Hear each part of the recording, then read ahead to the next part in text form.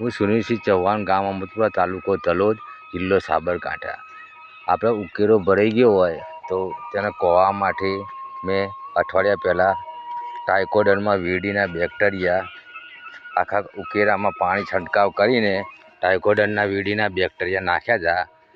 તો તમે જોઈ શકો છો કે એક દિવસ ઉકેરામાં ટાઇકોડર્મા વિરીડીના બેક્ટેરિયા પલાળ્યા હતા અને ત્યાર પછી બીજા દિવસે ટાઇકોડર્મા વિરીડીના બેક્ટેરિયા ઉકેરામાં નાખ્યા, જેનાથી ધીમે ધીમે ખાતર ચા જેવું બનતું જાય છે.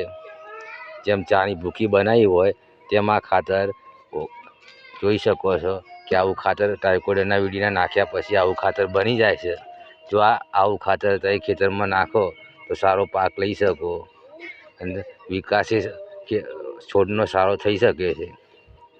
એટલે ટાઇકોડર્મા હોય અથવા સારી કંપનીના સ્યુડોમોનાસ બેક્ટેરિયા હોય તો બી તમે નાખી શકો છો. અને અઠવાડિયા ઉકેરામાં પાણી છાંટવાથી બેક્ટેરિયાનું પ્રમાણ બી વધી જશે અને ભેજ સંગ્રહ સારો રહેશે. એટલે બેક્ટેરિયાને ભેજમાં નાખવાથી વધારે બેક્ટેરિયા ઉત્પન્ન થઈ જશે. જોઈ શકો મિત્રો. જો વિડીયો સારું લાગે તો લાઈક અને સબસ્ક્રાઈબ કરજો.